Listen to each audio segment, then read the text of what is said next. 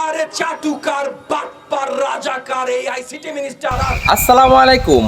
আজকে বাংলাদেশের ভয়ঙ্কর দুটা বাঘ নিয়ে আসলাম, যে বাঘের গর্জন শুনলে শেখ হাসিনার পাছার যে চেয়ার, ওই চেয়ারও ছুটে যাবে। বিশ্বাস হয় না? বিশ্বাস না হলে ভিডিওটা দেখেন। সিটি মন্ত্রী, শিক্ষামন্ত্রী, এগুলোর নামও নিলাম না, কারণ এগুলোর নাম আমার কাছে গালির সমতুল্য। সারা বাংলাদেশ এখন ফেসবুক পোস্ট ছিল 2 দিন আগে বর্ধিত হয়েছে এবং সারা বাংলাদেশের ছাত্রছাত্রী, নিরীহ জনতা সব রাস্তায় নামছে এই পেশিবাদী সরকারের বিরুদ্ধে প্রতিবাদ করার জন্য। ওদের গলা পাল্টে গেছে। আপনারা যেই যেখান থেকে পারেন, এই ভাই যেই রকম গর্জন দেয়, এইরকম গর্জন যদি প্রতিটা জেলায় জেলায় দেয়, আমার মনে হয় এই পেশিবাদী সরকার, এই সরকার বদলের চেষ্টা অত্যাচারী সরকার বেশি দিন টিকবে না। হাতে গণায় 5-6 দিন বা 1 সপ্তাহ, এরপরে তার পাছাটা কুত্তা যারা আছে, এমপি মন্ত্রী, তারাও পালাই যাইব। দেখেন ভাইয়ের কথাগুলো শুনেন। বাঘ যেরকম গর্জন দেয়, এইরকম গর্জন দেয়।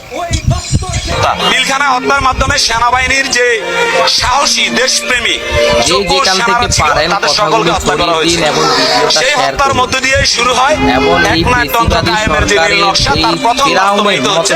এক আচরণ নম্বর হচ্ছে করা এটা। সরকারকে দ্বিতীয়ত আপনারা এই দেখেন দেশ তারা থেকে একটা হাঁটান। নতুন প্ল্যান করেছে, সেটা কারণ এই হচ্ছে দেশ তাকে 1971 চায় না। রাজাকারদেরকে তারা কারণ চিহ্নিত এই করবে। পর্যন্ত রাজাকার 71 চিহ্নিত বলতে গেলে কি, মধ্যেও যে জামায়াতের মানুষ বড় বড় মারে নেতা নাই। যারা আছে তাদেরকে রাজাকার, 2024 তারপরে বিএনপি থেকে সালাউদ্দিন কাদের ছিল চট্টগ্রামে, তাকেও রাজাকার।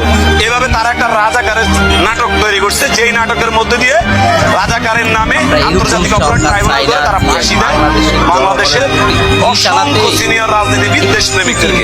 তাদের পরিকল্পনা হচ্ছে 2018 সালে যে নির্বাচন হয়েছে, সেই নির্বাচনে তারা ক্ষমতায় যাবে, যার কারণে তারা এক বছর আগে দেশনেত্রী বেগম খালেদা জিয়াকে তারা একটা অন্যায় মিথ্যা বানোয়াট মামলার মাধ্যমে তারা বন্দী করে। মানুষ কথা বললে মানুষের বুকে গুলি চালায়।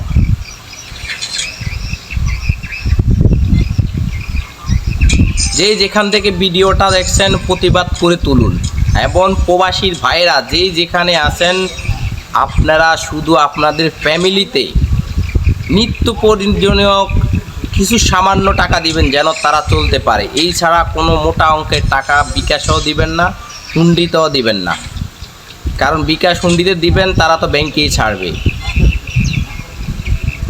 দোয়া করি এই ভাই দুটাকে, যারা এত সুন্দর করে গর্জন দিল আর এত সুন্দর করে ভাষণ দিল, মনে হয় এই ভাষণটা যদি শুনে পেশিবাদী সরকার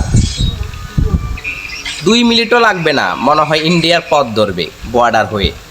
তো যে যেখান থেকে ভিডিওটা দেখছেন, সবাইকে ভালোবাসা রইল। আল্লাহ হাফেজ।